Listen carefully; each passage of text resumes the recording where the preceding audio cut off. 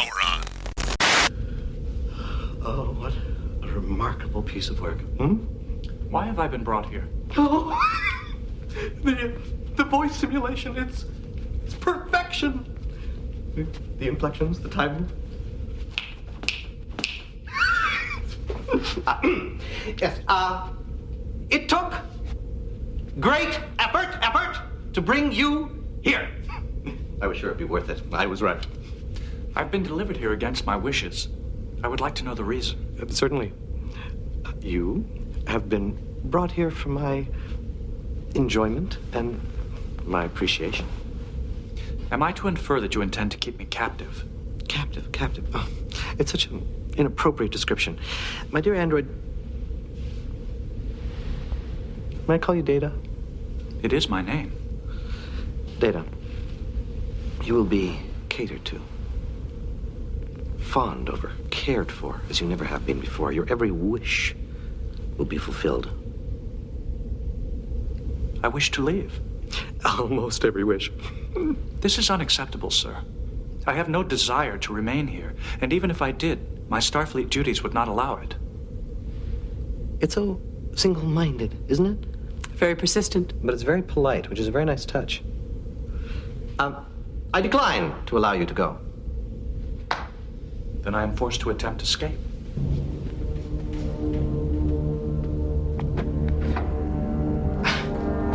Uh, 10 androids, just like you, might be able to force that thing open. But then again, there aren't any more just like you, are there?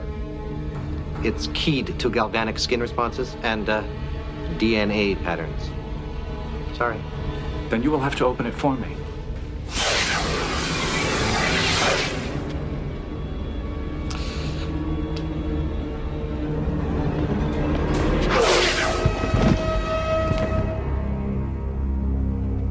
Oh. Really, I wouldn't do that again if I were you. This is a proximity-actuated field. It impedes positron flow. It's very bad for the brain paths in the long term. I fail to understand the value you place on my presence. Well, just look around the room. There are items here gathered from half the galaxy. Right here. This is the very first passatile ever created. Oh, sorry. It's very, very ancient, hundreds of years old. Oh, it's priceless. This vase is made by the late Mark Off Zell from Siri 4, Dolly. This is the only known Roger Maris trading card from Earth, circa 1962.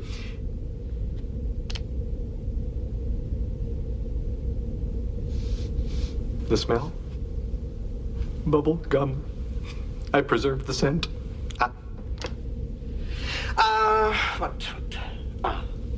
A lapling.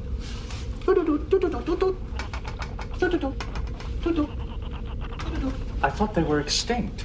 Extinct. Oh, good. Yes, well, that is what is generally believed.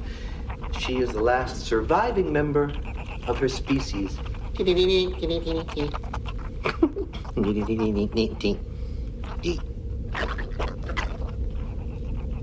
They're very defenseless creatures, really. Everything that you see in the room here, everything. One of a kind. Unique. All original. Just as you are. There. That is your place of honor. Sit. Sit! You think perhaps it might be uncomfortable? But then again, you don't give a thought to comfort, do you? When Paylor Toth learns of that, he'll swallow his tongue with envy. I can't wait to see his face. You are, the crown jewel of my collection. You're a treasure beyond comparison. Yes, go ahead. I think you should be flattered. I am not, sir. And now for another fast-breaking news story, we go to our roving reporter. The podcast, Sovryn Tech. its host, Dr. Brian Sovryn.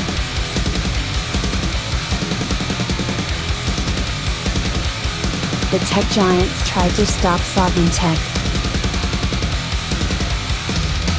They can't.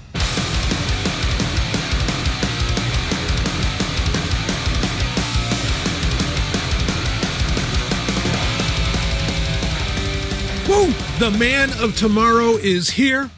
The Golden Stallion, Sabzu, the Rated R radio star. You pick your name, baby. I'm here for you. And wow. By request of Sovryn Tech listeners, this was actually requested in the Sovryn Tech Telegram group. By request, not that they knew how I was going to, what my outlook would be on this certain newer, even though it's not that new, but newer technology.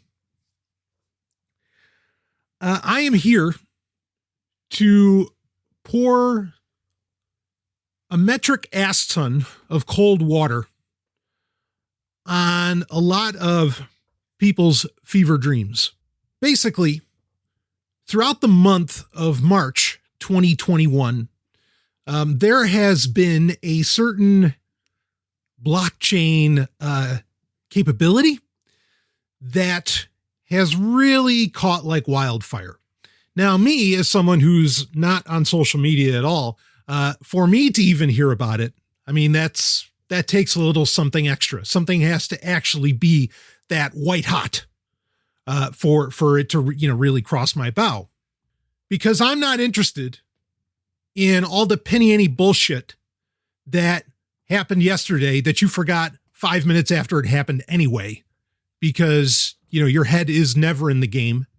And I'm speaking for most people, Sovryn Tech listeners, you know how beautiful you are. But because most people's head's never in the game, they're never in the moment. They never actually take the time to chew and to analyze things. They just swallow it whole. Woo, you know what I'm talking about. Whether it's the government or corporate cock or, the pop cock, whatever, I don't know. People just take it. They don't even think about it. As to where me, I'm thinking long game. All the time. Always thinking long game. Which is funny because you get a lot of people who claim to be so hot about things like capitalism, when frankly, their vision of short-term ROI on just about anything is antithetical to any kind of growth that you might think you could get out of such a system. Now, Bitcoin hodlers, different story, right? You're people that are also playing the incredibly long game, and bravo. Now, there's an irony in what I'm about to talk about, in that it appears to be about the long game, and it is being, in certain cases, sold as the long game. But we are going to get into the reality of the situation. As far as the long-term viability of what you get access to, and as well as where does this new tech sit, or fit, shall I say, into the future that at least certain blockchain technology, say Bitcoin and others, we're really pointing at and seeming to head us towards. Now, what I'm talking about here are NFTs. NFT has a name that, frankly, which is kind of rare, especially in tech, these days anyway, has a name that makes perfect sense and actually very well describes exactly what it is. NFT just stands for non-fungible token, NFT. And it's a non-fungible token in comparison to, say, a fungible token. A fungible token, like, say, Bitcoin, is something that, you can trade a Bitcoin for a Bitcoin and you're getting, essentially the same thing. As to where with a non-fungible token, it's just what it says. It's non-fungible. There is only one of its kind in existence. It cannot be replicated, duplicated, blah, blah, blah, whatever. There may be more copies, but they're all basically or theoretically are a limited run. Okay, they're numbered. Think of them like collectibles, which is what they're basically being used for. We'll talk about that. Think of them like collectibles, like, this is, this gold Batman figure for, the 50th anniversary or something is only 1 out of 2,000. So there's 2,000 of them, but each one has a unique numbering and blah, blah, blah. And so supposedly they have value based around the limited nature of it and, its non-fungibility. Non-fungibility is basically at the core of the collectibles market, the art trade / market. And non-fungibility in the arts and collectibles market has really been at the core of many businesses being created, a lot of dick measuring, and a lot of money laundering. Or I'm getting a little ahead of myself there.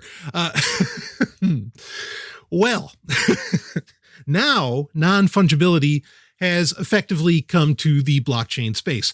Now, non-fungibility in the abstract is a form of artificial scarcity. There are a lot of critics about NFTs, and as we get into this episode, the technology is something that it's in and of itself, we could rip on very easily, as in its common underlying blockchains such as Ethereum, Flow, and Tron.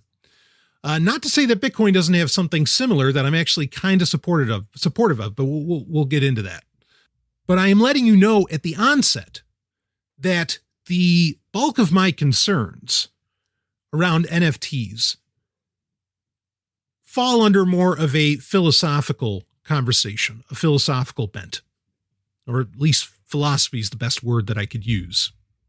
And also it comes down to some of my concerns of what these could end up being and meaning in the future.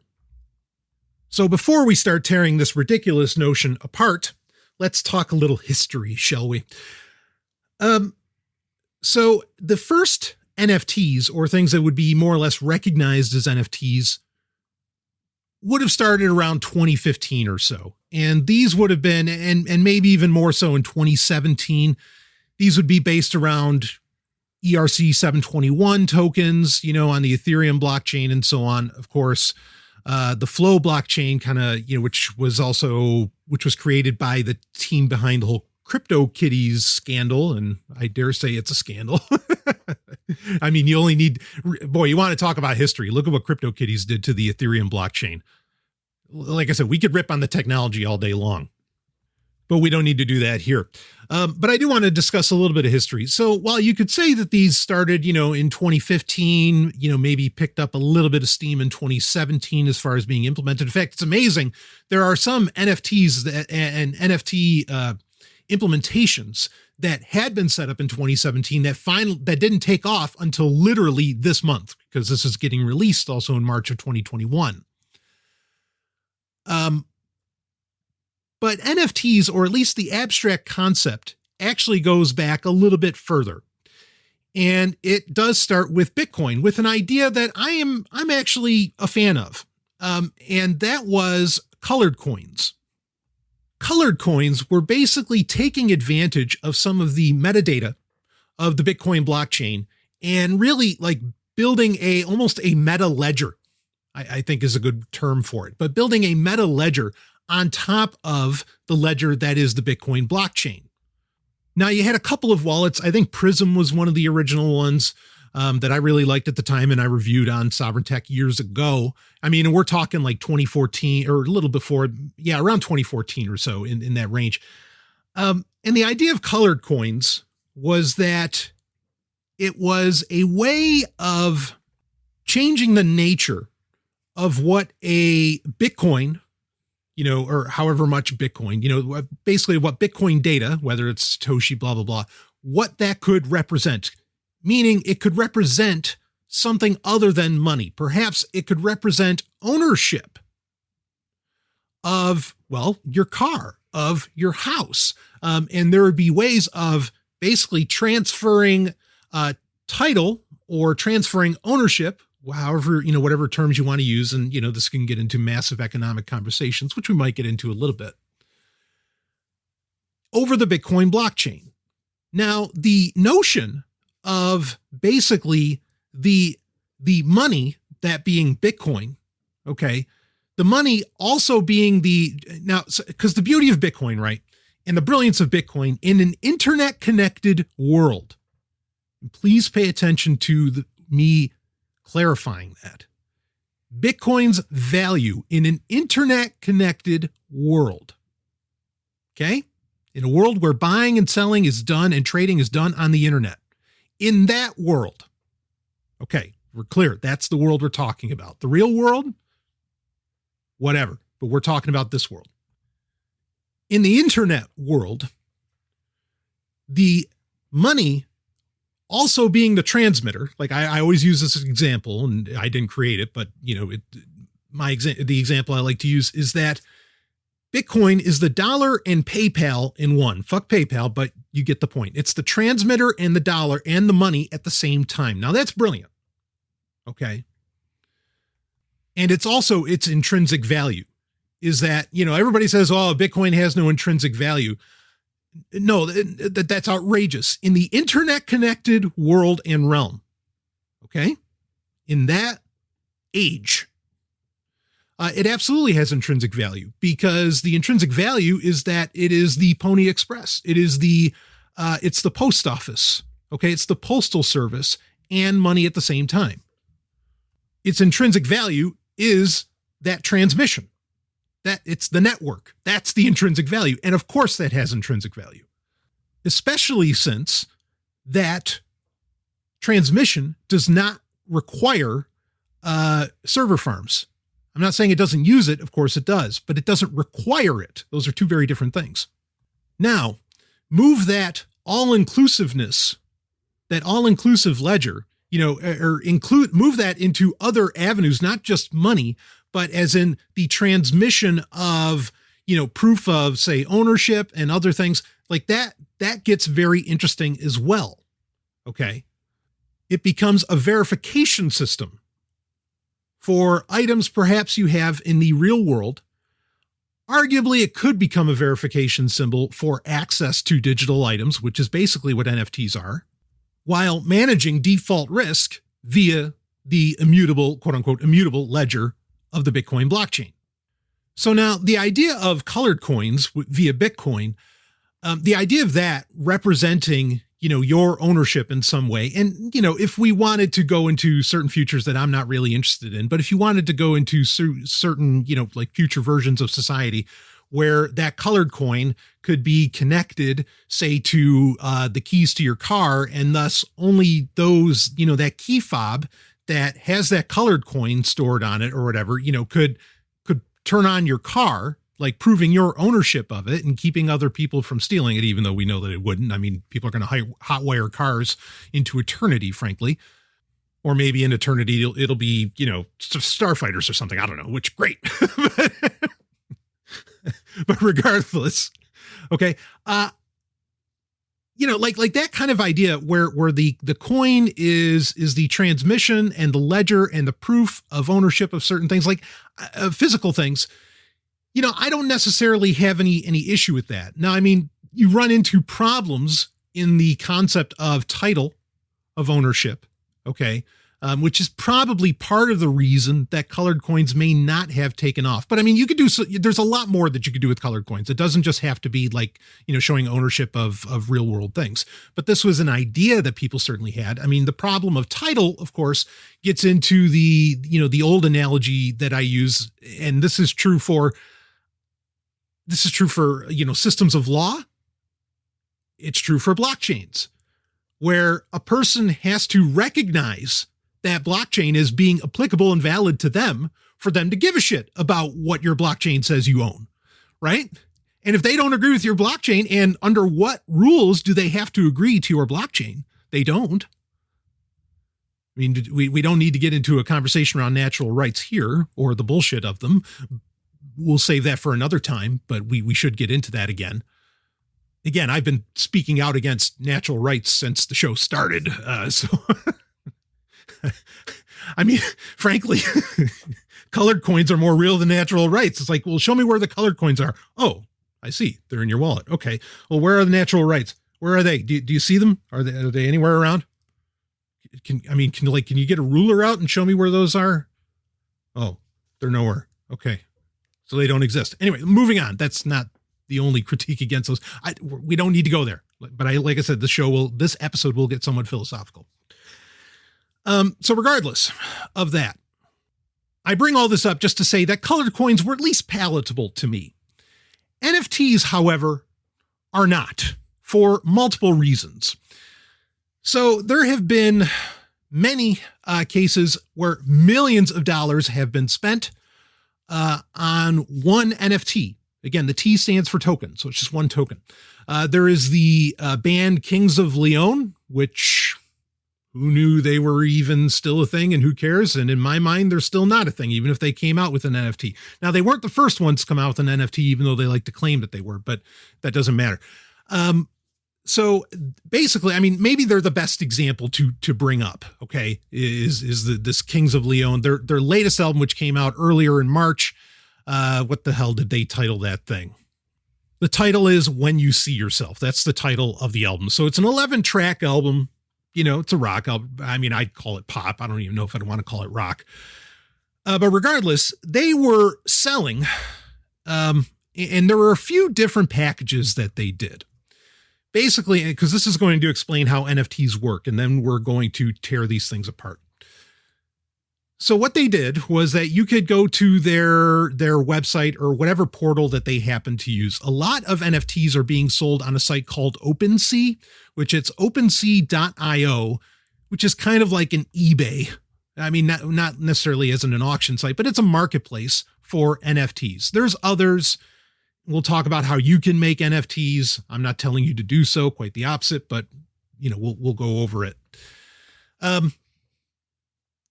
So anyway, so you could go to, you know, whatever portal that they put you through for the NFTs.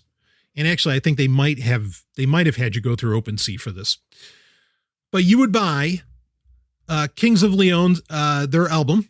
Okay. And I think it was like $50 for a package. And what you got, and what was it? I think there was only 2,000 of them that were sold this way, or maybe it was 1,600. Anyway, they made a limited number of these, and I think it was around 2,000. And so you would buy for $50, and of course you'd have to do that in Ethereum, right? And if it was a different blockchain, then whatever the token currency is, you know, on that blockchain. But it equated to $50, okay? And I think specifically like OpenSea and most people that are selling these are recommending using MetaMask, which is an extension for Chrome. I mean, that kind of calls the bullshit right there, but whatever. I mean, there's other wallets that can handle NFTs as well, of course. So here's the deal. All right. So you spent the $50, the $50 in ETH. It went through all the stuff, whatever goes to, to the Kings of Leon somehow, whatever the cut was that all the different portals and everybody involved took. You get the NFT. Okay. As far as like what happened to the NFTs, say if they didn't sell all 2,000, the rest were going to get burned, meaning that they were going to get deleted forever. So, 10 years from now, if they didn't happen to sell 2,000 of them, or I think they sold at least 1,600, they probably sold out because they were only selling them. The Kings of Leon were only offering them for 2 weeks. But after that 2-week period, they'd burn what was ever left because, they had a limited release window, which makes them feel extra special, even though they're already limited. And, this way, 10 years from now, nobody else could buy it, even though, yes, as I understand it, you can sell which is where this whole market comes from, is that you yourself, if you bought the Kings of Leon NFT for their latest album, you could trade/sell that to somebody else, but then you lose it once you sell it. Like you don't get to keep a copy, though. You do get to keep everybody gets to basically can keep a copy of whatever is behind the NFT. We'll talk about that. So what do you get with this package that you bought from Kings of Leon with, as an NFT? Well, you get 11 MP3 files, right? It's an 11-track album. Okay. You get some digital collectible album artwork, right? Like some GIFs and everything, and maybe the cover art and all that jazz. You get access to that. You get access to the MP3s. Very particular word. You get access. And I guess to kind of make it a little more real, they also sent out a limited edition vinyl version of the album. And, vinyl is, like wildfire in the music community right now. I can't get back into that, or I was never really into it, just because it's not as interesting when they're not doing quadraphonic, right? So I don't really give a shit about vinyl, but I understand, I have I know there's people who are deeply passionate about it, and I do understand where they're coming from, because I feel the same way about like Blu-rays and other things. But regardless, okay, so you do get something physical out of it. So it's not a total ripoff, right? And that gets mailed to you. Now, let's talk about the rest of the content included. Now, there are other packages too, and this is where it gets into the long-term play of some of these NFTs, because you could bid on certain NFTs through the Kings of Leon that would give you access to like front row seats at every tour that they go on into perpetuity. So I guess you better hope that they live a good long while. But that's a whole side subject, and I don't think most people are interested in that. Most people are wondering, wait, really, like, what do I get when I buy an NFT? What's the access that I get? Okay.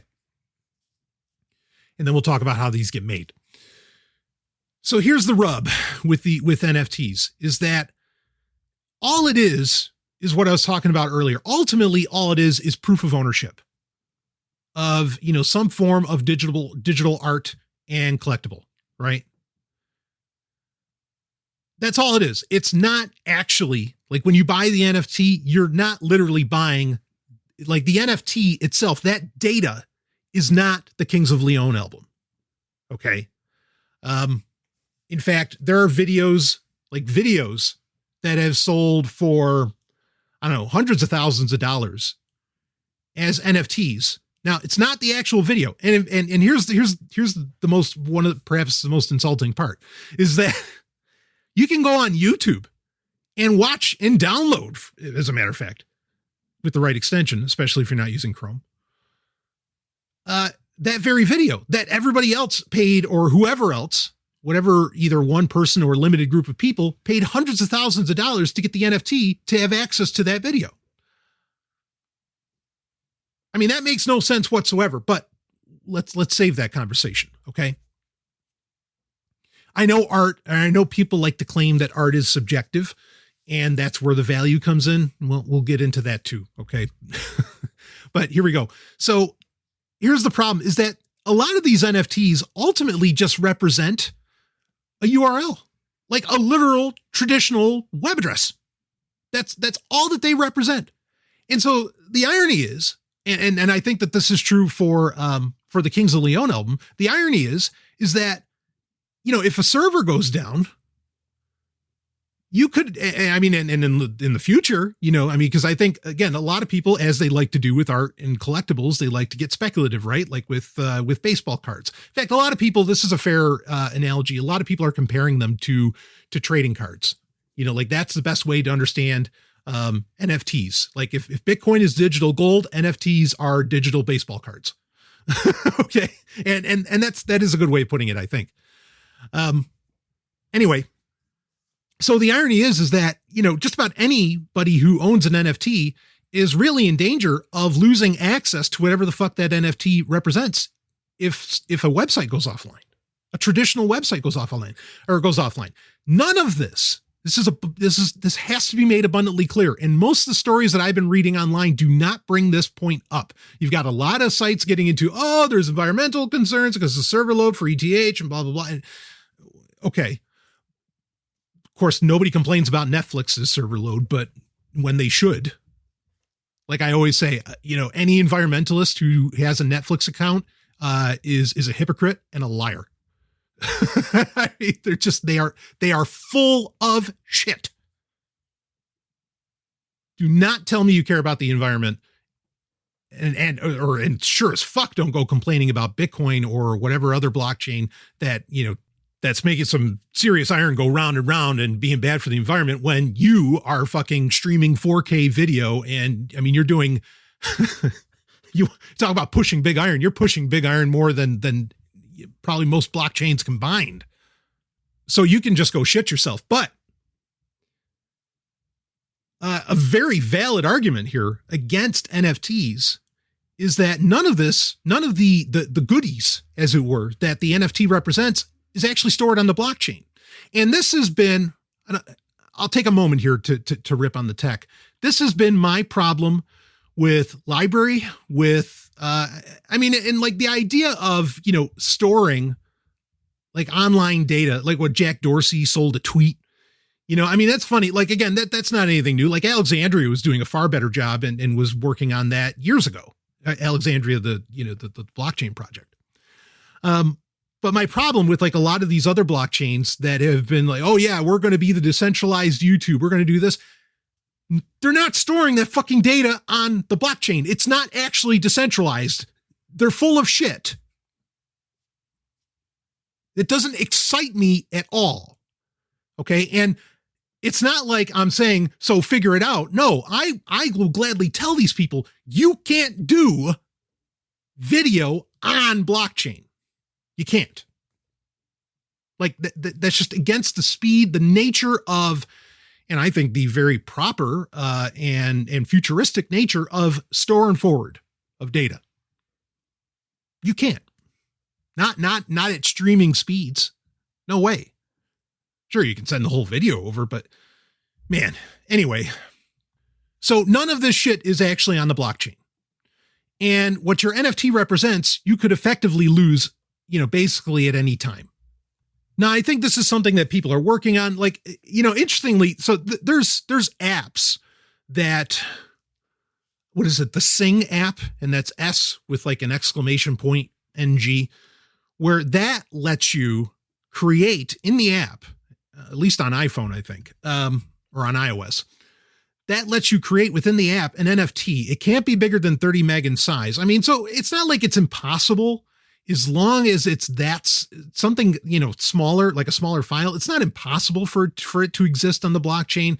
And certainly with the popularity of NFTs, yes, I think, varying blockchains are working on, okay, how can we, ensure the long-term viability and access of content that NFTs represent. But then to me, like that just calls bullshit on the whole thing right there, is that the NFT itself is not the work of art or the collectible itself. Well, okay, the NFT, the number, the hash of the NFT is collectible, right? Because it represents, or at the very least, it can represent whatever the thing was, be it the Kings of Leon album or whatever.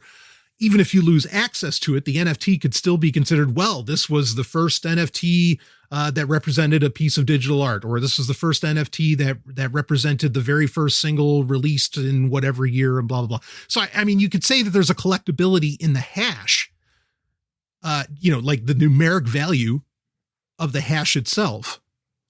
But that's just it. It's just the numeric value of the hash. And I want to say to you that I can't imagine anybody giving that much of a shit about a fucking has-been throwaway band like Kings of Leon, but no, there probably people are who are crazy about them in such a way that they pay millions of dollars for the number one hash, NFT, even if it doesn't have access to the album, and probably even if you don't have the vinyl record anymore that came along with it, that got mailed to your door. So let's talk a little bit about what's one process that you can go through to create this. Okay. A popular service that people are using, like I mentioned, there's apps that have, totally jumped in on this craze, and they are allowing you within the app to generate NFTs and upload them to OpenSea, or whatever. So you could, another popular service for this is called Rarible. Rarible. If I remember, I'll put all these links in the show notes, even though really they should just be as warning signs, not as something you actually click on. So Rarible.com, you go there, and there's just right at the top of the site, there's a create button. You hit create. Then it will and you can do like a single or multiple collectible, meaning that you could put like one MP3 file, or if it fits within the 30 megabyte limit, which Rarible also has, kind of like the Sing app that I was mentioning. It can, you could put in multiple MP3 files, which in 30 megs, yeah, you could pull that off. And put up a whole album or something. So you'll do that. You can upload, I think they allow for a PNG, a GIF file, an MP3, and then some other file types. Again, the cap is 30 megabytes. So then you hit that, it starts uploading. You can enter the price for what you want. How much ether do you want it to be for? Say it's like 0.5 ether. Okay. And they charge a service fee of 2.5%. You click put on sale, you name the NFT and you give it a description. Then you can set up like what you want your royalties to be around it. So this sets up royalties. And again, because of that, you keep getting paid if it resells on a secondary market, which that's kind of interesting that it does allow you to, as it gets sold to other individuals, you still get some royalties from that. And whatever you set that to be. Now, obviously you can't set you wouldn't want to set the royalties too high, because then the incentives for someone to want to sell it on a secondary market, wouldn't be there as strongly. This ability here, right here, the setting of royalties is the one place where you could almost make an argument for why this is a good idea. Almost. I still don't think it's a good idea, but this is one of the more interesting things that it does within a distributed ledger, and an immutable one at that, or quote unquote immutable. And if you're wondering why I keep saying quote unquote immutable, especially with Ethereum, well, how many millions of dollars have to get quote unquote stolen, and I put that in quotes, for Vitalik to want to rewrite history on the blockchain? Oh, you forgot about the DAO hack? State Farm remembers.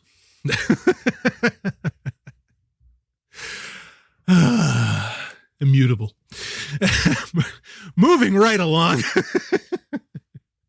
I mean, what happens if there's like a really great NFT sale, right? And then Vitalik just wakes up one day, or whoever wakes up one day and says, oh, that sucks. Let's rewrite history. And well, that never happened on the Ethereum blockchain. Woo! But anyway, I'll give at least the royalties aspect of this neat trick.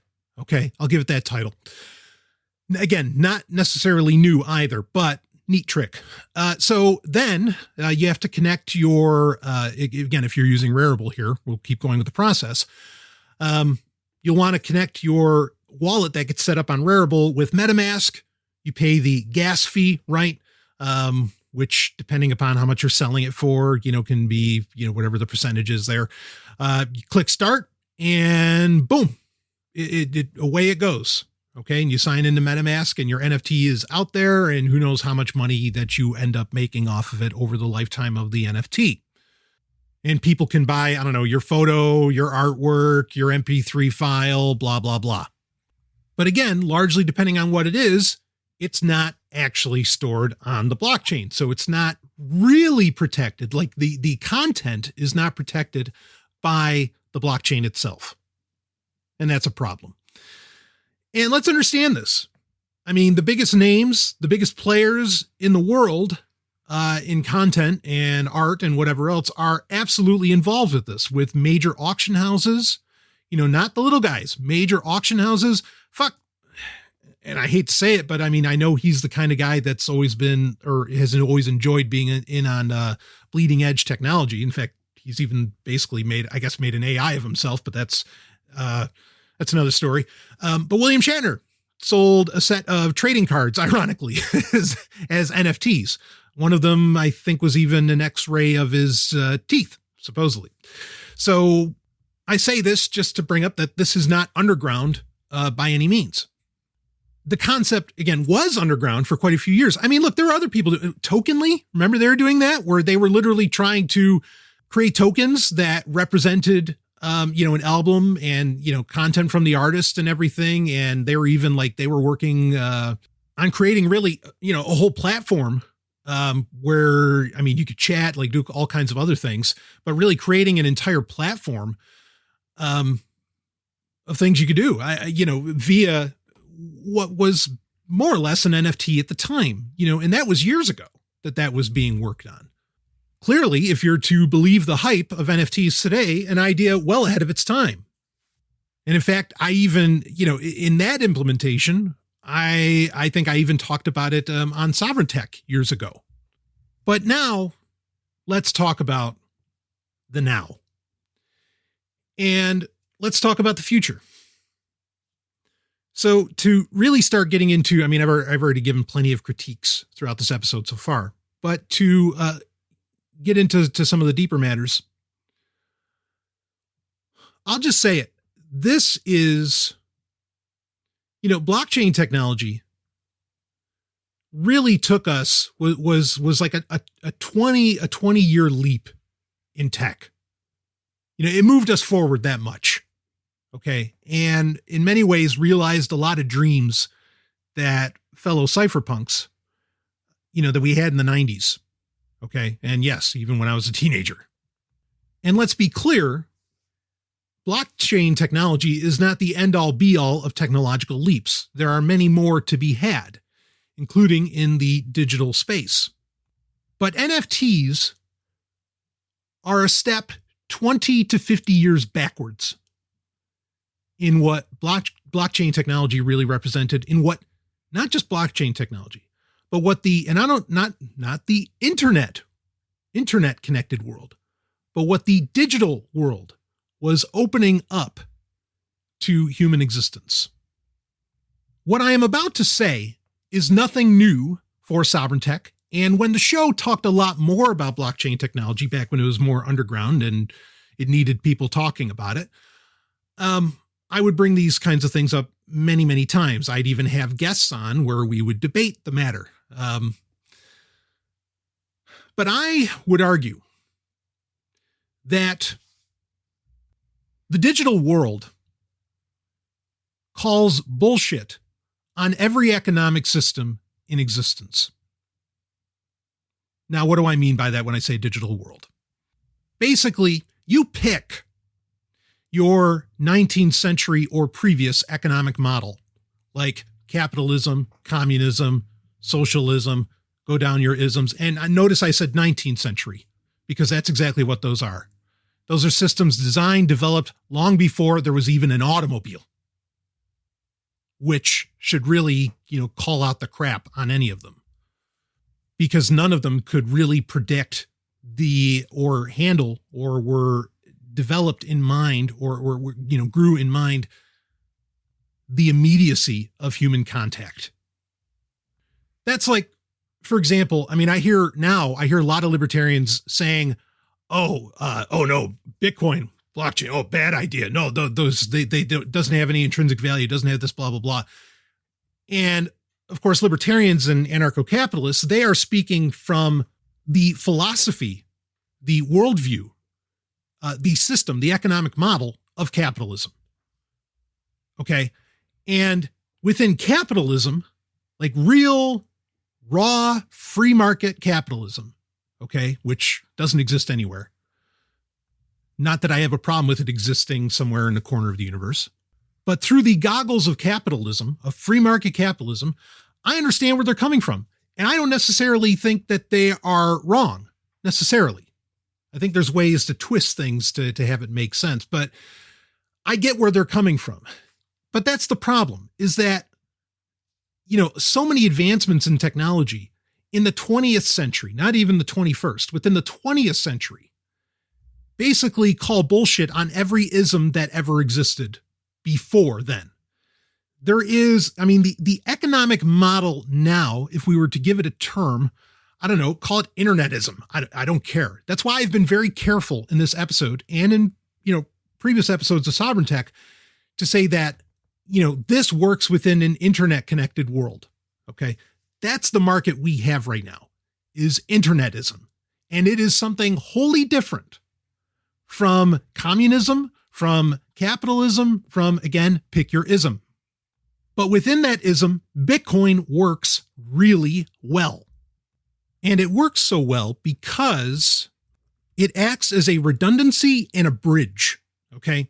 It is redundant in that it can exist outside of the network in which it serves, right? That being the internet or the World Wide Web, whatever. I mean, really though, this is the case where it embraces all protocols of the internet, not just the web, which everybody thinks that the internet's just the web when no, it's, SMTP, it's IRC, it's so many other things. But then it's a bridge, a token of representation of what exists in meat space. So it does very well in our internet connected world. It does very well for it. It is literally magic internet money. That's a beautiful term that's been around forever about Bitcoin, and it fits it exactly. It's as good a name for it as NFT is for NFTs, non-fungible tokens. But so here's the rub. Okay. So while Bitcoin works very well as a bridge between the internet and meat space and the exchange of value within that, okay, a bridge between the digital and the physical, here's the problem. Anything that is digital first or that can sufficiently exist digital alone, okay, like digital only. Say, yes, okay, you have Chicago, and I don't mean the city, I mean the amazing band. You have Chicago, sit down in a studio, that's in meat space, they record it, it goes into computers or whatever the original master tapes get, put into a computer, it comes out as whatever kind of audio file, waves, and which get converted into MP3s, they get tossed up onto, the internet, blah, blah, blah. The entirety of that product of creativity, okay, that work of art or that collectible, if you want to consider like, say, I don't know, a rare studio track that somehow ended up on the internet being, or, studio recording, outtake, as they would call them, existing, being done and then, put on the internet as well. Okay. That the entirety of that work can exist digital only, digital alone. Okay. As to where, as much as William Shatner may like to think so, his brain really cannot just exist as an AI. Okay. It's not his brain. When I don't even want to think about William Shatner dying. I've been afraid of that day for so long. Happy 90th to him, of course. But, when he's gone, he's gone. Like, that's it. But something like an ebook, a video file, a movie as an MKV, again, an album, an MP3 files and all this stuff, things that are, again, where the entirety of the experience can exist digitally and digital alone and can be easily copied. And while debatably the hash of the NFT can not be duplicated, the content that it's talking about absolutely can. I mean, just absolutely. With a simple keyboard command of, Control C and Control V, quite frankly. And this is a foundational concept within the economic system of internetism, is that anything that can exist digital alone cannot be scarce and will not be scarce. There is a force in motion in the universe about creativity, where creativity does not like to be hidden behind a bushel. There's an old saying that everything is a remix. Anything that can be copied will be copied. I don't care if it's locked behind an NFT or not. And you can see this inherent concept at play in where, look at Red Fox, right? What did they used to call it? Any DVD or whatever, where this company was just constantly trying and succeeding in besting whatever privacy measures, or not privacy, piracy measures, anti-piracy measures that, the MPAA or RIAA or whoever would be trying to implement into discs.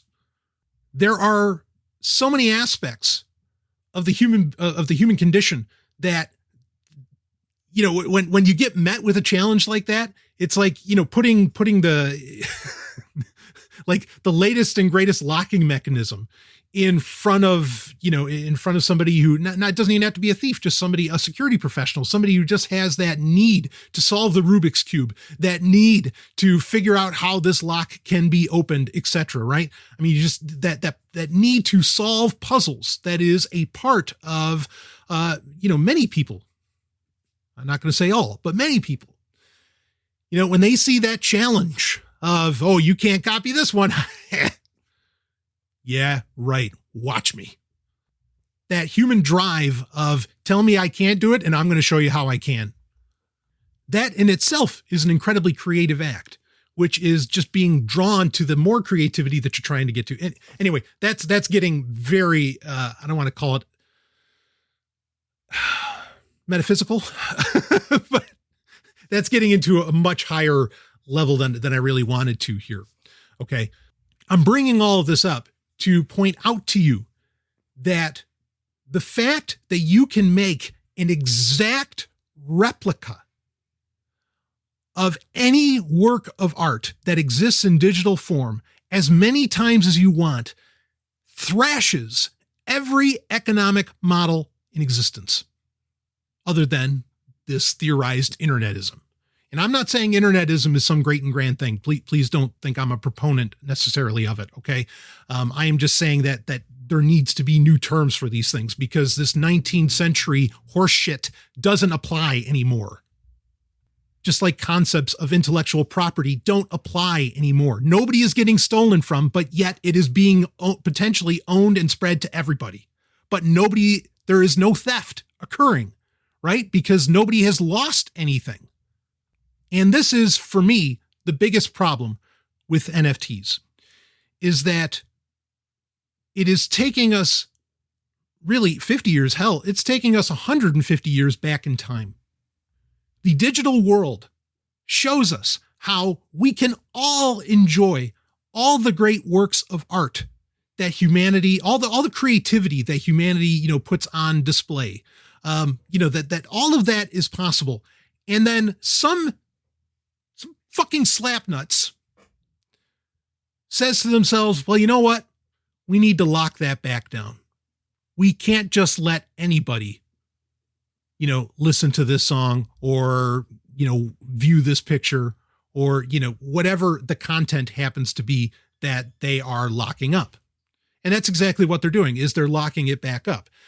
They are trying, this is why I think, again, NFTs, once I guess whoever figured it out, once the industry, especially, the entertainment industry, and go as big as you want on that, once they have figured out that they could reintroduce scarcity, well, this is why in no time, again, once it was figured out, everybody's jumping on board with this. Everybody from Kings of Leon to William Shatner to Jack Dorsey to whatever artist to, take your pick. The industry has no problem with it. Christie's is ready to sell. It should bother you alone at how quickly this was adopted by the mainstream.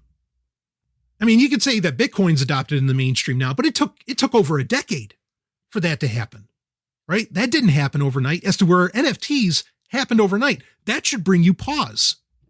Like, wait, if the system likes it, should I?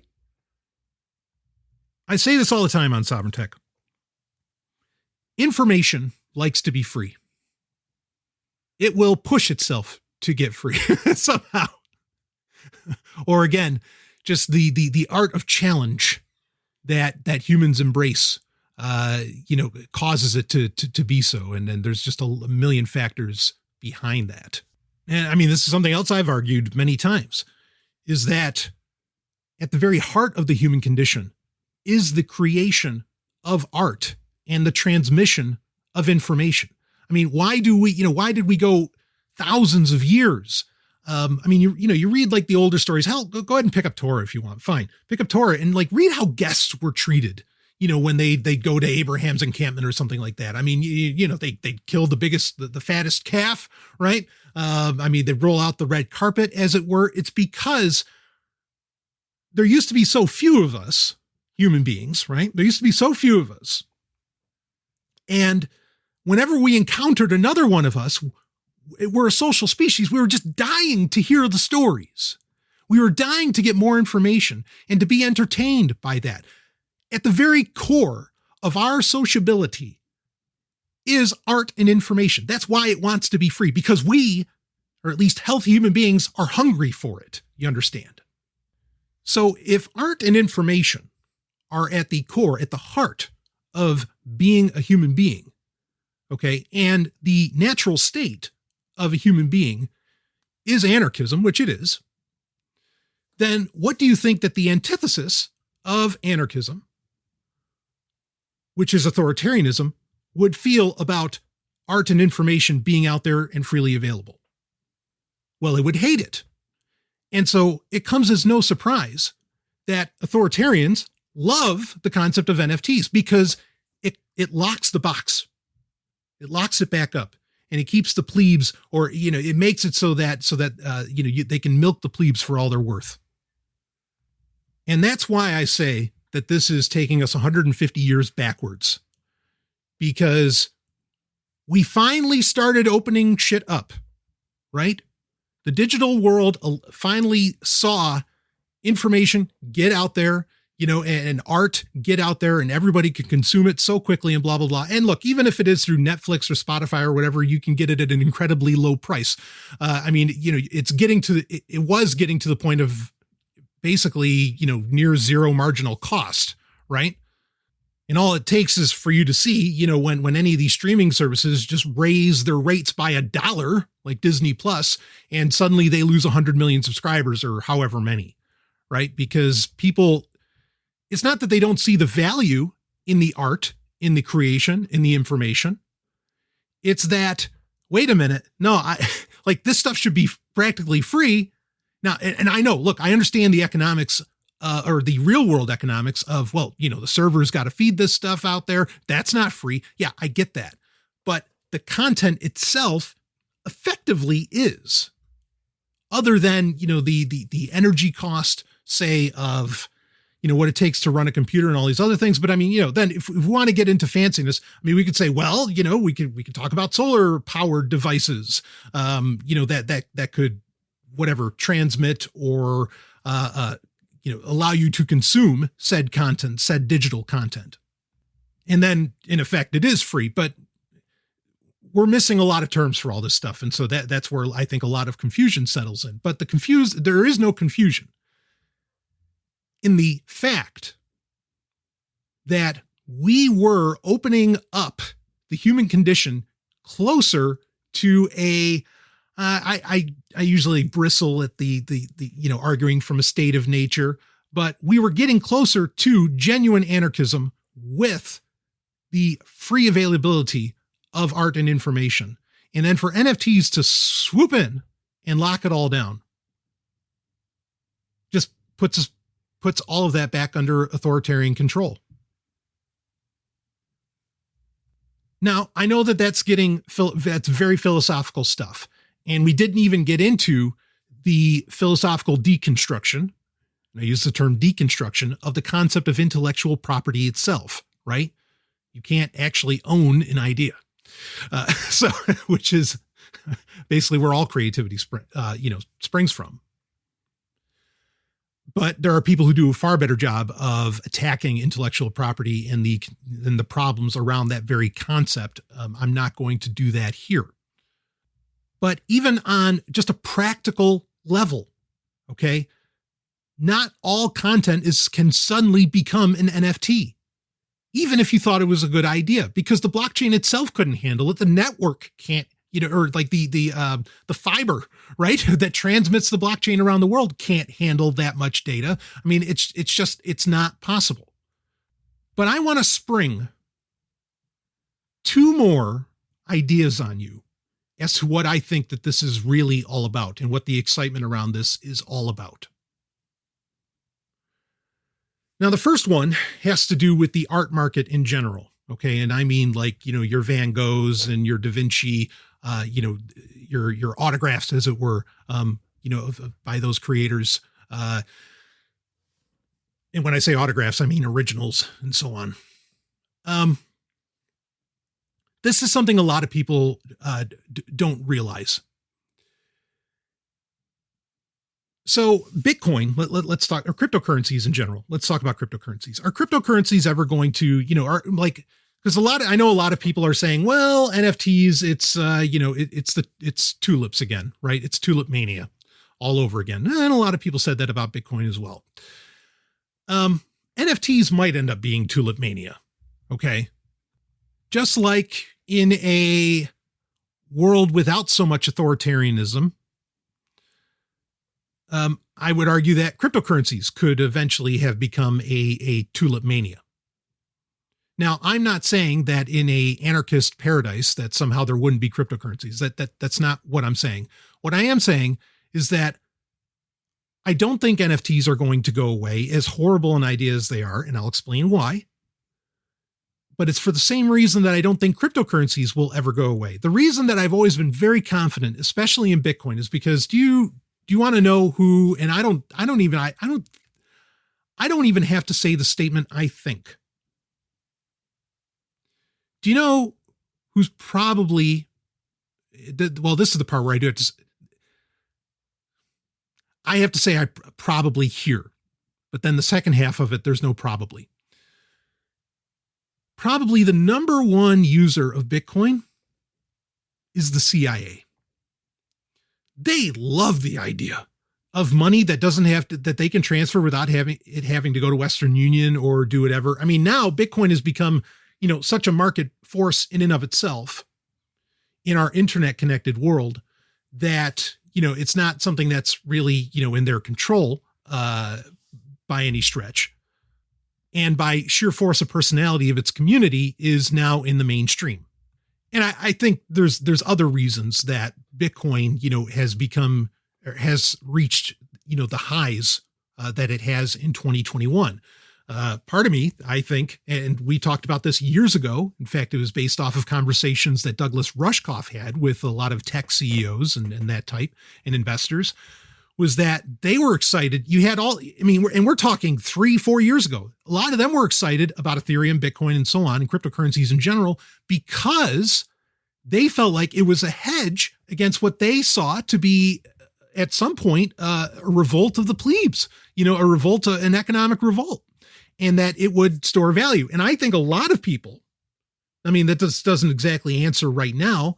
I think Bitcoin's value at the moment, a lot of it came from a lot of investors being terrified that when, Trump is going to be leaving office, that he might have gone so far as to, not leave office, and who knows what the fuck could have happened. What kind of junta, or who knows.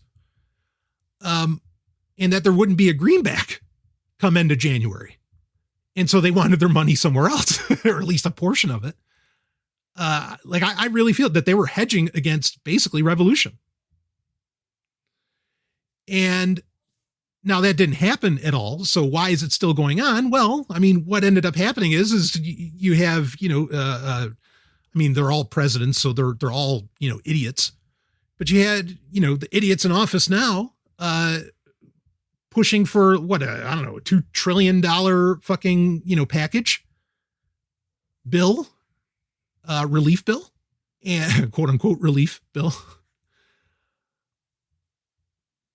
Why would you leave why would you leave your store of value of wealth in a monetary system, the US dollar, that suddenly lost value by $2 trillion, more or less, So I get it.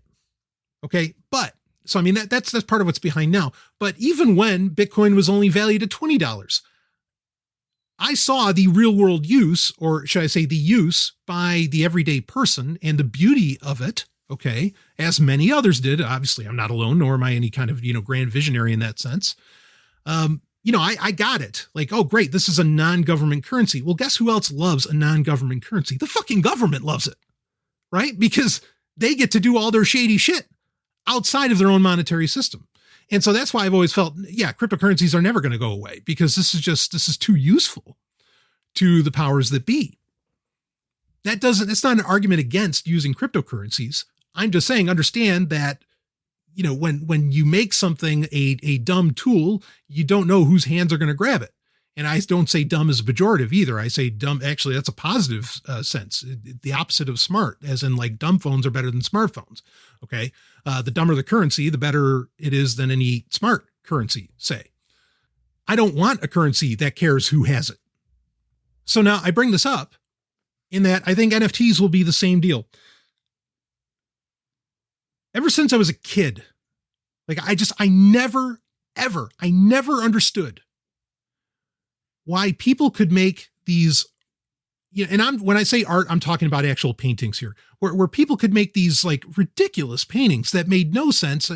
You know, yeah, I mean, I have, you know, in my subjectivity towards art, I have a subjectivity towards realism, okay, where it emulates reality, that because I like seeing human skill. But, you know, especially in the 90s, it seemed like there was this real passion. And I know it had been going since the 60s, at least, and even before, where there was like just this real passion for very weird, abstract art. That's not where my passion within art comes from or, you know, leans towards, but okay, whatever. It exists. It's a thing. I get it. But I never understood it. I didn't get it. Like somebody would say, oh, well, this is a painting of a dying bat. And you wouldn't see anything that looked like a bat, and you wouldn't see, there might not even be barely a couple lines, say, on the canvas. And that canvas, you know, that supposed work of art would sell for $20 million. And it's like, wait, wow, that doesn't make any fucking sense. Like, yeah, I get that art is subjective, but come on, that's pushing it. Well, fast forward to a little meaner and a little older version of Brian Sovryn. And I discover, and of course I'm not the only one to know about this, and you can read about it. I discover that much of the art, and actually collectibles market as well, including antiquities, has nothing to do with the art, the collectible, or the antiquity. It has to do with money transmission, money laundering. Okay, if we were to speak within the legal paradigm that we exist within, the legacy legal paradigm that we exist within. And that's why I think NFTs, that's another reason that a lot of people have suddenly become really excited about this. Because this becomes another way for, pick your term, the 1%, the uber rich, the skeezy, I don't care what, you know, or maybe you think they're heroic. Okay. This becomes another avenue where you can, and I mean, and include in like the royalties option. And that gets into some really interesting spaces on how you could basically do money laundering. I think NFT is going to become the digital replacement for verification of money laundering that was originally just done by, you know, Sotheby's or, you know, Christie's or I don't know, whatever international, you know, auction house. But most of these massive auction houses are basically just, and I think plenty of governments know it, you know, are basically just money laundering operations. They're not really about the actual antiquities, collectible, or art. And that's why I don't think NFTs are going to go away, because this is too enticing for that group of people to be able to move money and for people not to realize what it's really about. And we'll just sit here and say, wow, I can't believe that Beeble piece of art went for however much money.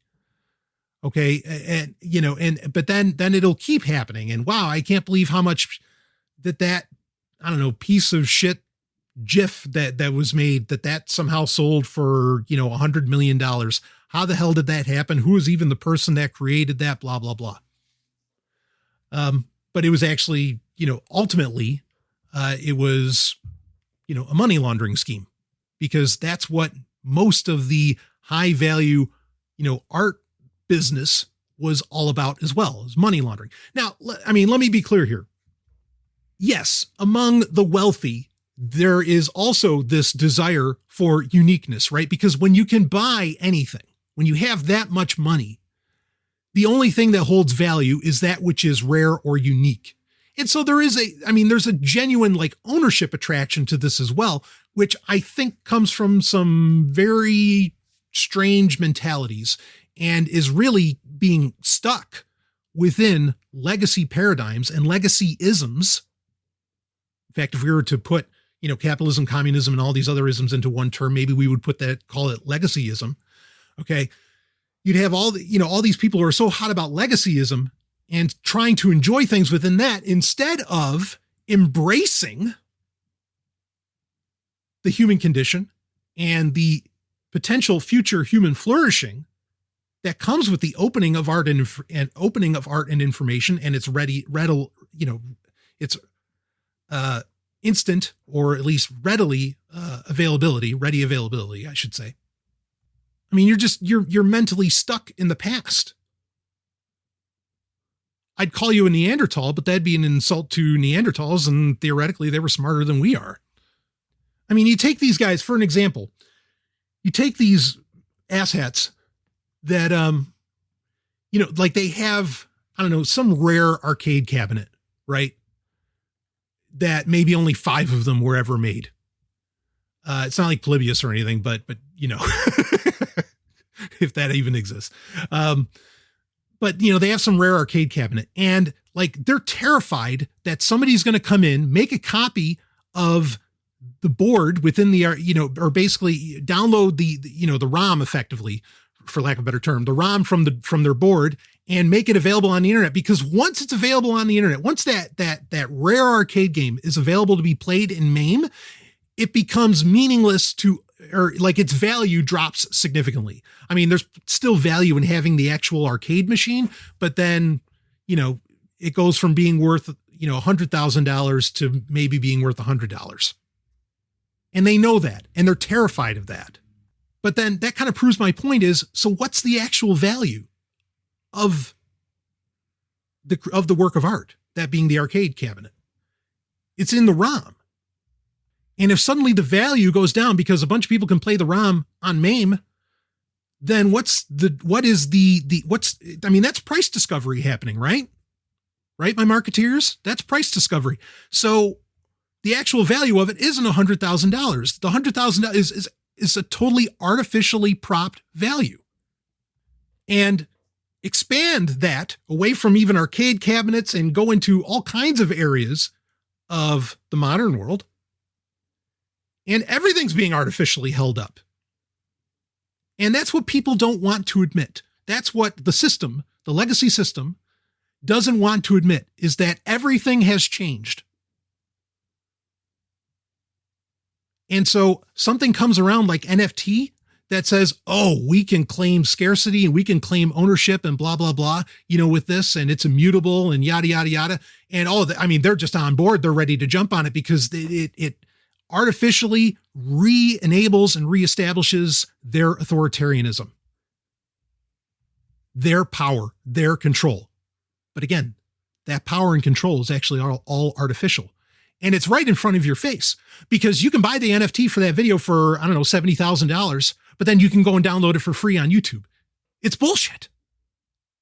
And instead of embracing a system that, just keeps locking down creativity and keeps locking down content, or, creates an artificial scarcity, let's embrace a system that just opens it all up and that embraces creativity itself. And you can say, well, yeah, but this is going to help people because frankly, if they couldn't get paid for it, they wouldn't make the art in the first place, music, whatever it happens to be. Well, then you know what? That's not really creativity. That's a job. That's work. Real creativity is something that comes from the heart. I remember there was a great interview with Frank Zappa, where Zappa was saying, in fact, I think he might have even used the term dumb money in the interview, where he was saying, he says, we were so far better off when we just had these like old millionaire guys who were just throwing around money. Oh, that sells a few thousand copies. Great. Okay. Yeah. Go for it. And whatever, they made some kind of return back on it. He said, that artists, musicians specifically, were far better under that system where there was just dumb money kind of being thrown around than when the savvy people came in and were trying to figure out, okay, what sells the most? What does this, blah, blah, blah, blah. Because that's when it really became a business. That's when it really became a job and work. And instead of it being the expression of human creativity, like what Zappa was talking about was happening previously. And I think that, boy, fuck. I mean, we could get into a whole conversation around music and modern music today. And I mean, that point is just absolutely proven, I think. I mean, should artists get paid? Can they get paid? Absolutely. Of course you can. And I'll pay you. And I do pay. I mean, look, all you got to do is look at my collection to see. But I'm only going to pay if I see that passion. I only want to pay for that passion. Where you're trying to speak to me, where we're discovering each other through what you created, not because it's the latest, Marvel movie made by an, script done by an artificial intelligence, or whatever horseshit is getting schlepped on MTV. Oh, wait, music television doesn't even play music anymore. What am I talking about? If you really want to, just so we can walk away with something practical, if you really want, okay, to help out artists and to support artists, NFTs are not the way to go. Figuring out micropayments with Bitcoin, okay, and working on that and making that incredibly efficient. That's how artists can get paid, okay? Going in those directions, not locking shit down, but opening up the money more. Not using the money to lock down the content. And don't call me a hypocrite, because I open this stuff, basically, okay, I have books out there. All of them are DRM free. I know that they're on torrent sites and everywhere else. And fuck, hell, I might have been the one to upload them there. Or I might have been one of them. None of my content is behind a paywall anymore. My games, there's no DRM in any of those. Okay. And it basically runs on an operation model on itch.io. Everything that I do is ultimately available for free. Okay. I had my content behind a paywall for a while, and eventually I had a realization, a crisis of conscience. There's a lot of different things that you could call it. And I did this years ago, okay, where I said, no, that's enough. We're opening this shit up wide open. I am not, this is done out of passion. I am not going to have it locked away. None of it. I practice what I preach, and I know it's hard, but it's worth it because I can go to sleep at night. And because I can get on here and I can tell people straight, I can tell you what you need to hear, not what you want to hear. I can express my opinions without fear of retaliation because I know it's coming from my heart, from passion, and that I'm not worried about losing subscribers or, sponsors or whatever else. Because the instant you have fear around that, then lies creep in and falsehood, essentially, inauthenticity creeps into what you are creating. Do you understand? And I won't have that. And I sure as fuck am not going to make an NFT. I'm not going to support that largely just because it's on Ethereum alone. But no, I hope I've made the arguments pretty clear about why this is a bad idea. Why this is not freeing anything. It's not really helping anybody. It's just reestablishing. Because maybe, you're thinking, wow, I love how, all these artists on YouTube have, for practically nothing, been able to suddenly become, these major pop stars or something like Lindsey Sterling. Hey, I love Lindsey Sterling. Fuck me and Ellen. We've gone to her concert. Huge fans of hers. I'm glad that can happen, but we loved her music because it came out of passion. Because she was just doing it because she just fucking loved it, loved performing, and was on there. NFTs are not going to bolster that passion. Quite the opposite. These serve no purpose. They take us 150 years backwards when the very technology that it claims to be based upon was pushing us forward by decades at least. So if you, I don't know what ism you stick to, because I have a lot of different listeners that think a lot of different things. But if you believe in the concept of market forces and of market signals, don't buy into this horseshit. Not for a second. someone says, "Oh, you can get it in as an NFT," and even if it's your nephew, little Johnny, he wants to sell you his painting for NFT, just say, "Little Johnny, no, look, I'll just give you some Bitcoin, or I'll just give you whatever, okay? And you just send me a copy of that JPG." Okay? You can do it right. Do it straight. Cut out the middleman. Because we didn't even get into the problem that ultimately the marketplaces for these things are effectively centralized when this is supposed to all be a decentralized technology. I mean, that's crap too. NFTs are not a part of the peer-to-peer / decentralized future. They're just not. So that'll wrap it up for this special. Again, it was requested within the Telegram group. Of course, fantastic conversations and stories getting broken in there all the time. I highly recommend. It's right in the show notes if you want to find the link for it. All you got to do is have a Telegram account, jump on it, get in there, get in on the action. And of course, lots of Sovryn Tech to come. Lots of fun things I have planned coming up throughout the rest of 2021. And I will see all of you on the other side. I'm sure whatever it is seems very important to you. But my situation is far more critical. I don't think you are aware of your situation, or of how much time has passed. Believe me, I am fully cognizant of where I am and when. It is simply that I have more to protect than a man in your position could possibly imagine. I must contact my lawyer. Your lawyer has been dead for centuries. Yes, of course I know that. But he was a full partner in a very important firm. Rest assured, that firm is still operating. That's what all this is about. A lot has changed in the past 300 years. People are no longer obsessed with the accumulation of things. We have eliminated hunger, want, the need for possessions. We've grown out of our infancy. You've got it all wrong. It has never been about possessions. It's about power. Power to do what? To control your life, your destiny.